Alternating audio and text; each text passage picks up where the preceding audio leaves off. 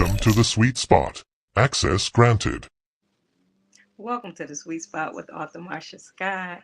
Listen, this is episode 47. It's the first Friday in October, and every first Friday, the segment is entitled First Fridays with Friends. And I have a very special guest on today who I'll introduce later.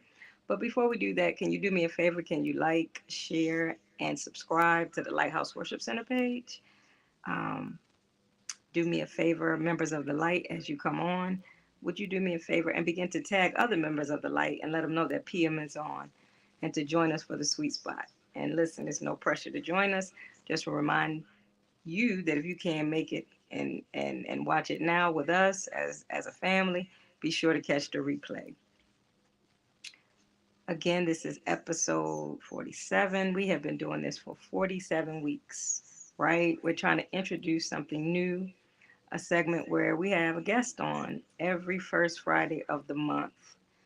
And we have somebody very special on today. But before we get into that, I'm going to ask my question of the day. And that would be, do you know your spiritual gifts? Do you know your spiritual skill set? The Bible says that each of us have at least one grace gift on the inside of us, right? And so I just want to know, have you identified yours? Do you know what that is? And if so, drop it in the comments.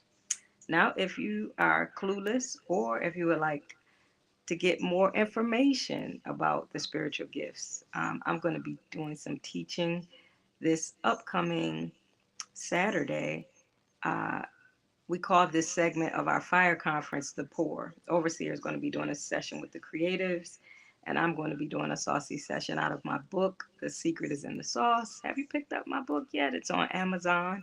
You just search author Marsha Scott. You will also find my new book entitled Winning at Everyday Life, Bind the Strong Man. So the information for those are right in the comment section. I'm sorry, the description. And you can pick those up. But yeah, I'm going to be doing some teaching this Saturday. Join us for the pour. It's absolutely free of charge. You're welcome. It's open to the public. We're going to be at our church, 2931 East Madison Street, Baltimore, Maryland, 21205. I believe I got that right. Yeah, we're going to be there from 1 till about 3. We're going to have some light refreshments for you. We're going to be teaching and digging in. I'm going to be doing an interactive workshop on the gifts, so please plan to join me. All right. So I am about to introduce our special guest. Her name is Kimberly Gross, and she is the founder and CEO of Celebrate Still Inc., a grief support organization dedicated to helping individuals find their new normal after loss. As a published author, licensed minister, and grief coach, Kimberly uses her personal experiences and professional expertise to guide others through the complexities of grief. With a master's in human service counseling and a focus on trauma and crisis response, Kimberly is passionate about fostering healthy grieving practices, and building community and helping people live fully in the face of loss. Can you guys help me welcome Kimberly Groves to the Sweet Spot podcast? Hi, Kim. Hey, How is it going today? it's a beautiful day. I'm super excited to be here. Thank you. I'm glad to have you. Can you please share with our viewers a little about your ministry and why it was birthed? So, um, let's see. 20 years ago, this year, my mom passed away. Um, no stranger to church world. Well, Church of God in Christ, Maryland world. No stranger to that. But for those who don't know, my mom passed away 20 years ago, and that was my first real experience with death. Being a church kid, having a huge family. It wasn't my first funeral, but it was the first that it was like so close and so personal. So really feeling the impact of not having your person, right? So I spent probably 2, maybe 3 years in unhealthy practices, grieving. And I mean, some of the most unhealthy things, some of the most unhealthy ways of expressing um, just what I was feeling of not having her.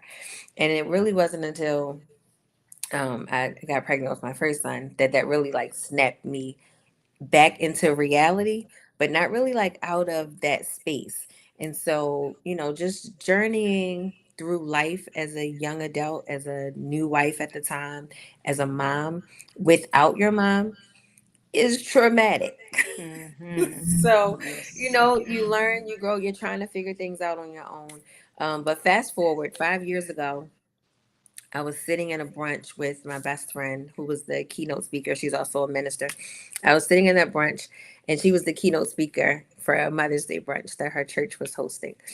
And it was the worst day ever. Like, it was so horrible. The service was beautiful, the brunch was beautiful, the venue, the people, everything about it was nice. But sitting there, I'm looking around, everybody's with their mom or, their auntie or whomever they designate as, that placeholder. But I just felt so empty. And then you don't want to cry, you don't want to look sad because you don't want to make other people feel bad for you and dampen their parade. But it was just horrible. So I got in the car, and I will never forget, I had like just such a transparent conversation with God, and I said, I do not want to be in this space again. And I was a mom, I'm a mom, and it takes nothing away from my relationship with my children, but not having my mom, it was just difficult. And so I was like, Lord, I just need something. There has to be something for people like me. I can't be the only person that feels this way. And so Celebrate Still was birthed. And we've only grown since then. So yeah. Oh, well, I am so so glad to hear that. I've seen you on social media. You were posting. I believe you guys do a brunch every Yes, year. we do a Mother's Day brunch every year. That was so we're going into year four, which I'm like so excited about. So the first year we did a brunch, and then I was so nervous. I was like, are people going to think this is morbid? Are they going to, think that I'm celebrating the dead in some kind of way? Because that's not it either. But we really come together, and I'm so big on building community, um, especially within the church, because we like to pray about everything and say, I'm praying for you, I'm praying for you. And really, the person is struggling. And then shame comes with that, because you feel like, because you have faith and because you're a believer, but you're sad, that somehow it means you don't have faith or you don't trust God. And that's not true. So I'm so big on building community. And we started the first year, we had 60 attendees, and Wow. most of them were connected to me in some kind of way. This past year, we had 100 attendees, and more than half were people that I did not know personally. My Um, gosh. so people are coming. There's definitely an area um, for creating these kinds of spaces and having these conversations. So I like to incorporate faith and education, because you need both. So I yeah. absolutely love that, Kim. What I love about that is, sometimes you hear people make the statement, they'll say, Mother's Day is not a happy time for everybody, or Father's Day. And that hit me as a spiritual leader, because I was like, we're preparing the sermon, we've got the flowers to give out to the congregation, we're doing all the things, forgetting that there are people out there that are really hurting, that it's not a celebratory time for everybody. But to have that, I absolutely love that. And it's like, it's something that somebody, instead of spending that time grieving, they have something to look forward to, right? And that's my goal. Like, that's my goal, really changing the narrative. And it's even built into our mission statement. We're all about helping find a new normal, because life doesn't go back to how it was, because a part of how it was is no longer here. So finding a way to have a new normal. And I'm really passionate about helping churches create grief support ministries, because you have people in your congregation who are going through things, and grief isn't just about the death of somebody, it's the loss of something that's a major part of your life. So you have people who in our church are going through divorce, or have been divorced, or who've lost a child, or the sudden loss of income, or maybe a long life friendship is no longer happening. And that causes people to grieve. And so what do you do with these feelings? How do you handle them? How do you manage? Do you disconnect? Do you pull away from the ministry? And if that's happening, how do we reach out and bring them back in and let them know we still love you? You have a community. Let's talk about what you're feeling. So I want to help churches really be equipped to have those conversations, because ultimately it builds the kingdom. I absolutely love that. That was one of the questions that I had listed that I wanted to ask you about the different types of grief. So thank you for clearing that up for us. Listen, here at the Sweet Spot, it's all about the pour. When I get on each week, my goal is just to pour into people, encourage them, build them up. And so I'm going to step back for a few minutes and just give you the floor to just pour into the viewers however you feel led to do on today. So, again, I'm honored to be here.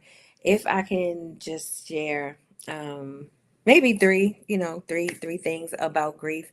One, let's debunk some myths about grief. Some people feel like grief, starts and ends at a certain time. But that's not true. Grief isn't about a timeline. It doesn't start, it doesn't stop, but it is about identifying where you are. So there are 5 stages of grief, and at any given time you can be in any one of those stages. So you have bargaining, you have anger, you have denial, and then you move through until you get to a period where you're living in acceptance. And acceptance looks like being able to have healthy conversations, or you've actually found a new rhythm. So I would encourage people not to say to somebody, "Oh, you should be over that by now." You're still grieving that? Absolutely, yes, I am, and yes, I can, because grief is a personal journey. Grief isn't about moving on and forgetting, and then also moving on does not mean forgetting. So the reality is we do have to move on, and this is something that I encourage my clients when we're going through either in-person support or we're doing one-on-one coaching sessions. You have to move on, and that can seem cold to say or hear, but we can't go back and we can't change what was done. So sometimes we live in the, well, maybe if I had done this, the outcome would be different. I know when my mom first got the news about her cancer, she had stage 4 colorectal cancer. When she first got the news, I started doing all of this research, and I wanted to give her my kidney. And I'm like, Mom, you only need 1/4 of a kidney to live, and we have two. So that means I have a whole 1 3/4 kidneys to give you. And for a while after she passed, I tossed that over in my brain. Like, what if she would have taken my kidney? What if she would have, gone through with the transplant? But what if she had? And then what if they would have lost me on the table? Or what if she did and it only gave her another 30 days? We can't live in the what ifs, because we don't know what that outcome would look like. So don't torture yourself with the what ifs. So since you can't go back and change the outcome, you have to move forward, because you not living is not an option. You still have so much life left to live, and you have so much to offer, and there is somebody somewhere waiting on what you have to offer to bring them out of whatever they're going through. So moving on doesn't mean forgetting. And then also, under debunking a myth, strong people, especially our men, so often, especially in our communities, we tell our boys, "Oh, you're a big boy. You don't have to cry." Or, "Boys don't cry. Boys don't feel that. Boys don't show emotions." Yes, you do. And yes, you can. And yes, you should. Healthy grieving looks like expressing your emotions. So if that means crying, if that means taking some time to yourself to just kind of sit in your feelings and identify what you're feeling, if that means taking yourself out to lunch or to a movie, or maybe going for a walk, enjoying nature, there is so much healing in getting outside, taking in some fresh air, going for a walk, especially being by the water or going to a park where there's greenery. Get outside, show your emotions, express what you're feeling. So that's one. So those are some myths about grieving. But then, second, you have to find a new normal. And I alluded to this a little while ago. So sometimes we're in a rush to get back to life, but life is now different. You have to learn how to operate in new spaces without old places, without old people, without old relationships. So you have to find a new normal. And that takes being intentional. And that takes courage. And it's something that we can kind of be resistant to do because nobody likes change. But ultimately, when there is a death of something, whether it's a death of a loved one, a death of a career, a death of income, a death of friendship, a death of a pet, right? Wherever there is loss, that is change. And that is change that is forced upon us, whether we know it's coming or whether it happens suddenly. We're now forced into this new space. So you have to be intentional about finding a way to live in this new space with this new change. And that takes courage because it's different. So what does that look like?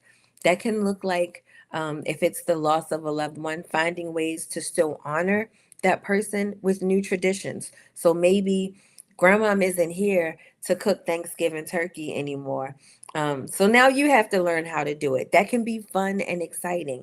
Learning something new can be challenging, but it's an opportunity to grow. The good thing about change is that it forces growth. And growth is always good because it makes us a better version of ourselves. The best thing, the worst thing and the best thing that happened to me was losing my mom. It was the worst thing because it's your mom, and who wants to lose their mom? Duh, not me, not ever. But it was the best thing because one, it forced me to build new relationships. It forced me to evaluate my own self.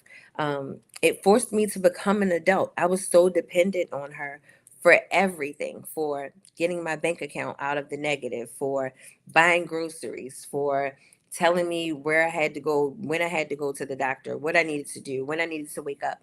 But it forced me to be an adult.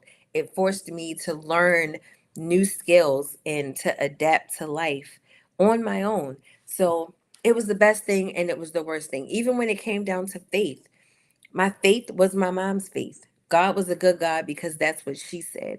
But without her here, I now had to force myself to know that God is good, not because she said, but because he's proven himself true to me, because he's been a provider for me, because he has opened doors for me, because there are situations that I've been in that I know only God got me out of. So now I can stand and say, yes, God is good. Not because Brenda sang that song, not because that was her life's mantra, but because Kimberly has walked this road without her. And I've had some very real conversations and moments and transparent conversations and like eye-opening encounters with God. And I can say, wow, you are real. And yes, you are good. And yes, you do make ways. So we have to learn to embrace change. So finding ways to honor those spaces, but still being true to ourselves and moving forward. But then also pace yourself. So give yourself grace. This isn't something that happens overnight.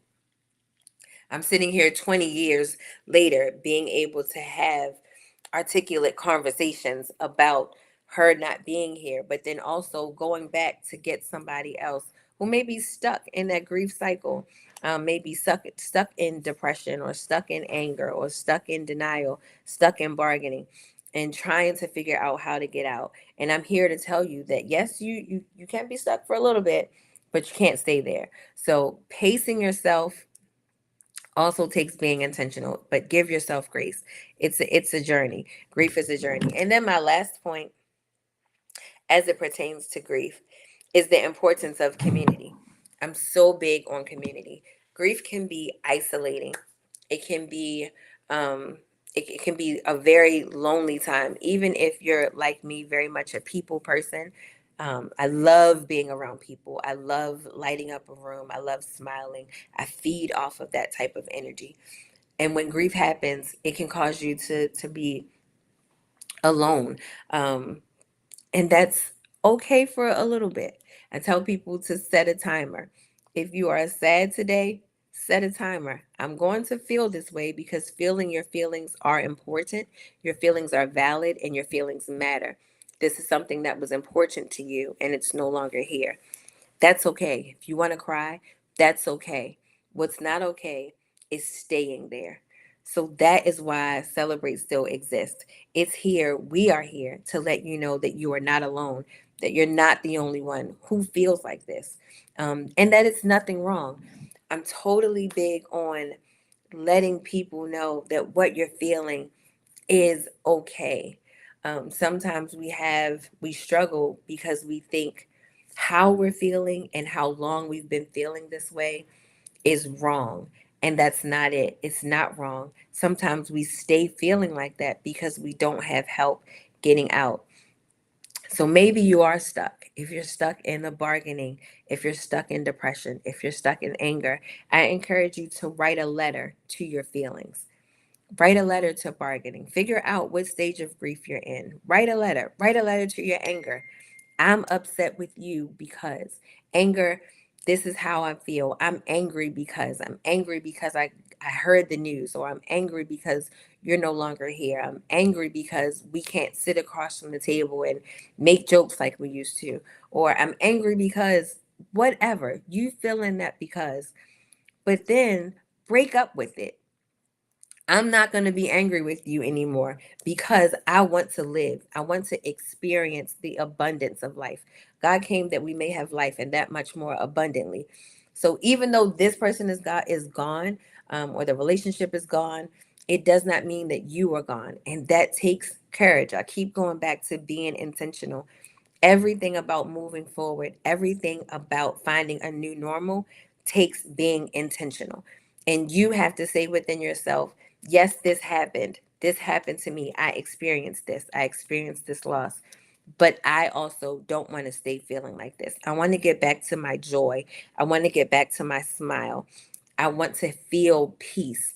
And so that takes being intentional. That takes saying, I'm going to get up. I'm going to go outside. I'm going to walk today. I'm going to look at how green the trees are. I'm going to smell a flower. I'm going to go to my favorite restaurant. I'm going to call a friend and say, hey, you know what?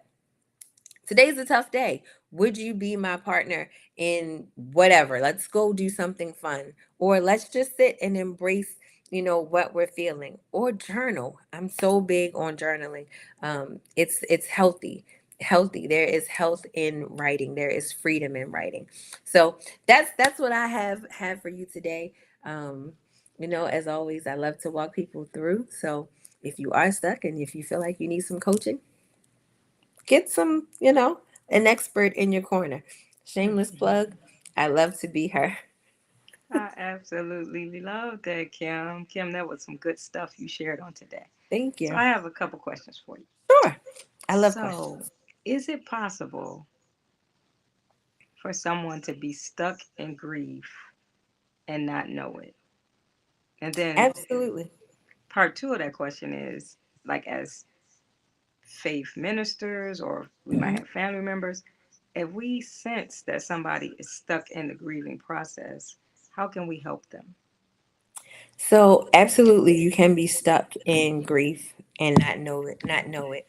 Um, there are different types of grief. So sometimes let's look at like anticipatory grief. So that is grieving before something even happens, right? So you may know, like if a family member is in hospice, um, it may cause you to respond a certain way. Or there's disenfranchised grief. That's grief that isn't popular, something that we don't talk about, like miscarriages, divorce. That's still a loss, but because it's not popular or not seen, we don't have conversations about it. And so whoever may be affected may not feel that they can talk, but obviously it'll show through their responses, through their actions. Maybe they're not coming around to service, or they're not coming to family dinners, or not quick to answer the phone. So that takes one, discernment, right? That takes being in tune with the people that we're connected to. which relationships are so important because if you say that you're my friend, then that means something deeper than saying, "Hey, girl, let's go to the mall." That means when you call me and I answer the phone like, "Hello," because of my tone that something is wrong. So maybe, asking leading questions. How are you feeling today? Is today, I know we don't talk about this often, but, you know, I'm here. I'm holding space if you want to share how you feel about and letting them know that it's okay to have conversations. Sometimes people feel like they can't have a conversation because they don't want to make you sad. But letting them know that I'm holding space for you, and if you want to talk about whatever it is, I'm here. So I that's how love you can that. pull them out. Okay. Mhm. All right. That's some good stuff. Yeah. So I want to talk a little about Celebrate Still, your Yes. ministry. So if a person is doesn't feel like they're currently in the stages of grief, but they've suffered a loss, is this a ministry that's for them? For example, my sister and I, we lost our mom many, many years ago. And I was thinking about treating her to the brunch and making it like a sister thing. But hmm she might be like, well, I'm not currently grieving. We've gone through that. But what is this community like, and who is it for? So it's multifaceted. I love the question. So the brunch has grown from a community to that comes together to celebrate if you've lost your mom to any type of loss. So this year, the panel that we had a mom who lost her son. We had a young lady who recently lost her mom, and then we had another lady who lost her mom some years ago. But in the audience, there were people who lost their dad, someone lost their sister, someone had recently lost a job. So it's a community that comes together. It doesn't matter if your loss was today or if it was 500 years ago. It's really about just having space to honor your loved one. So the brunch is open for everyone, all ages, all genders. Well, it's only two, male, female, but it's open for everybody. Come and be a part. Have some good food because the food is always amazing. And then we have vendors, so it's really a happy celebratory time. All And right. then we also have the holiday concert. So we have two annual events every year. So the brunch is in May, and then in December we have the Happy for the Holidays concert, and that's also a community or an event that's open for the entire community. It's just about getting ahead of seasonal depression, which some people Mm. feel around the holidays because traditions are different. The family dinner looks different. Who brings the mac and cheese is different. When Auntie Susie is no longer here. So we have the annual holiday concert, which this year I'm happy to have Darren as a part. He's going to be there bringing his fabulous, amazing voice I can't even get into. But so those two events are open, for everybody. But when we look more into the grief support groups and then the one-on-one coaching, that's where it differs. So the groups are catered to those who have a similar type of loss. And that's just so the conversations, can be tailored to that particular group. And then one-on-one coaching is more for those who want to move forward. Maybe they're stuck in a particular, maybe not a stage of grief, but just a part of life that they need help moving forward in. So we customize a plan and we're very intentional about working that plan to help get out of that cycle. I absolutely love that you're providing these opportunities for connection and community as well as service, one-on-one service for hmm folks. It was something. Oh, can you give us the details for the holiday concert? Absolutely, absolutely. So the Happy for the Holidays concert is Friday, December 6th. So it's always the first Friday in December. This year it is at Rehoboth International Christian Church, Rehoboth Community Church. I might be saying the name wrong, but the address is 9016 Liberty Road. Doors open at 6. The concert starts at 7, but we have local vendors. There's going to be an amazing food vendor. All the vendors, they're all types of vendors. So you can come do your holiday shopping, get some little trinkets and gifts and giveaways. Julia and William are performing also. So for those who don't know, Juliet is like the most amazing soprano ever under the sun.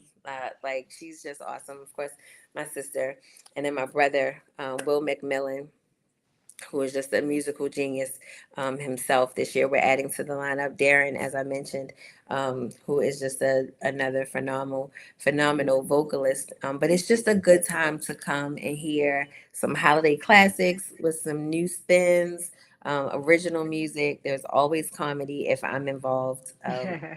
It's always going to be fun. So last year we did a little game giveaway. Always door prizes. So tickets are on sale now, actually, and you can find us on Eventbrite or social media. Okay, and what should we search on Eventbrite? Eventbrite, you can look up Celebrate Still, and it'll Kristen. take you right to our event page. We have VIP tickets, which are limited, but if you go VIP, I guarantee you get some really good stuff. So go VIP, VIP. I'm gonna Um, go VIP. VIP, I'm just saying we have some really good sponsors, so there's always some goodies in the bags. And then we have general admission. So VIP is 45, general admission is 35, and then we still have a few vendor spots left. So if you are in the area, you have a great product that you want out and you want support. We generally have an audience of about 75. So this year, the media is invited, so I don't have confirmation yet that they'll be there, but it's just a good idea, a good way to network I and absolutely promote your love it. business. Hmm. So listen, if you're watching, viewing this podcast today, and holidays can be tough, or if you just want to meet some new friends, enjoy some good music, have a sense of fellowship and community, you want to attend this event. So, Kim, this has been amazing. First, I want to share that. Thank you so Thank much for sharing. But please share with those watching and those who catch the replay how they can connect with your business um, or your ministry on Okay, social media. Yeah. so social media, I'm easy to find. You can look up Celebrate Still on Instagram, Twitter, and Facebook, or my personal Instagram is hey.40, hey.forty. It all goes back to Celebrate Still. So I'm not hard to find. I'm on Amazon also. I'm trying to get to author Marsha Scott's level, where we have a Oh journal my goodness. that's out. It's Living Shattered is our grief support group, and that's I have a journal of the same name. So you can look up Living Shattered on Amazon. That's there. Or you can lovely. always send me a message and we can connect. Yeah. Oh my God, I absolutely love this. Yes, Hmm. support. We need support. I was watching, and I know somebody might laugh, but I always watch my 600 Pound Life. It's one of my favorite shows, and Mine too. also Hoarders. But every time I watch these shows, I always look at each person, and I'm like, they're hurting. People judge, people laugh, people watch, try to make them out of a spectacle. But I always watch and I notice how each of them have a story. And then as I end the show, I always say to myself, they just need a hand up. Because as soon as those counselors come in and those organizers or Dr. Now, when they get the right support system around them, their life looks totally different. And they just were stuck. They Yes. had trauma and they needed a way Yes. out. And Hmm. you, my darling, are providing a way out for folks, and I am excited Yes. about it. 600 Pound Life is honestly one of my favorite shows. Me too. But I had to stop watching because I started gaining weight Oh watching my it. goodness. Because I started snacking while I watched it. I'll be doing the opposite. Like every time I go on a lifestyle change, diet, exercise kick, I'm watching it like for inspiration. Like because sometimes you just need some Yeah, see somebody doing the thing, right? But you yeah. say you the opposite, Kim. You get I'm your the chips out. opposite. I'm like, I be sitting there watching that show like, this is so sad. I know, right? It do make And you then I get on because the there's scale and I'm stories. like, what in the world? What But is I happening? also like will just binge watch those shows. So Yeah. Yeah. it's a Well, thank you guilty, for guilty. joining me today. Thank you for having me. This is an honor. Yeah, we're gonna get this out. All right, family that's watching, I need y'all to like and share this. We want to get Kim's information out to the public because it is a public service, right? People are hurting, people are suffering losses. people need her, and they also need a sense of community. Listen, I wasn't quite sure how I was going to end this today. You know, I typically end it with a pour, and I'll just be transparent and share a little bit of my story. I can't tell my sister's story or my brother's story. I can only share my story. But my mom passed when I was 19. And although I have adopted parents, shout out to Henry and Judith McGee, um, my biological mom passed. And that was kind of tough.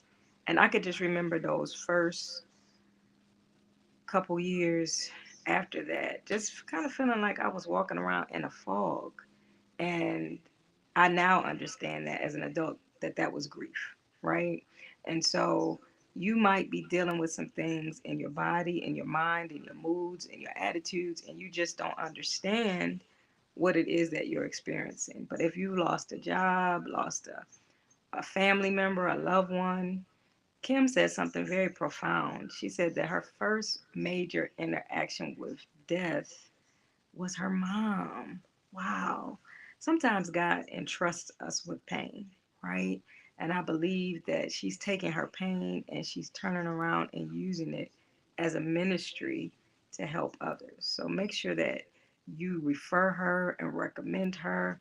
You want to get her journal off of Amazon. You want to attend the holiday concert. You want to show up for the brunch, just make connection, right? Again, grief is not just loss of a person due to death, but sometimes I feel like I'm grieving my old life as we've stepped into pastoral ministry. Like sometimes I long for the days that I could just be Marsha, Marsha, Marsha. Like I didn't sign up for this. I'm just trying to help my husband, right? And so those days where I could just be my introverted self and just be a member in the congregation, I think about it often, and I actually grieve and miss those times where I could just slide in and slide back out. Nobody knew me. I didn't have any responsibilities. I could just serve on a committee. So sometimes we're grieving life changes, right? But Kim is in place to help us navigate that. And she's not just a minister, she's licensed. She's gone to school. She has her master's degree, as I stated in her when I read her bio, that she's prepared and equipped to help us, right? So I'm so thankful that she came, and God just put it on my heart to have her come for our first Friday with friends because we are about to approach these holidays, Thanksgiving and Christmas. And sometimes I'm sad because my adoptive parents are 700 miles away in Michigan. I grew up in Michigan. So sometimes not being around my family, my husband has a wonderful, great, loving family. Everybody knows the Scotts, right? But it's not my family. And some people may not even think that I go through this kind of phase around the holidays, missing my family, knowing that my parents are there alone, right? Because I'm from Michigan. Anybody know about the snow? If you're going to get up there, you got to get up there early. So we usually go in July. But just, being away from family is a form of grieving, right? So I think I might be reaching out to Kim for some one on one coaching, right? And it's nothing to be ashamed of. If you need some coaching, I'm going to need for you to reach out to. All right. So this was your pour. Thank you for joining me for the Sweet Spot with author Marsha Scott. And please share this podcast. And if you know somebody that might be stuck in grief or dealing with grief, make sure that you send this to them. Just copy the link, send it to them, inbox them, DM them, let them know that this resource and this information is available and that it will be helpful to them. So again, if you'd like to support the sweet spot. I'm sorry, I'm listening to this and it's an echo. I don't normally have that, and so it's throwing me off a little bit. But if you want to seed into the sweet spot, my cash app is $ Lady Marsha. Right. I want to give a shout out to Overseer Eric Scott, who's in the other room producing this segment. And we're just doing ministry. We don't charge. We don't do a lot of gimmicks to try to get your money out your pocket. Support the book sales on Amazon, or you can see at the Cash App that's listed at the bottom of the screen. Y'all have a blessed day. Happy First Friday. Hope to see you this weekend for the Fire Conference 2024 at the Lighthouse Worship Center, 2931 East Madison Avenue, Baltimore, Maryland.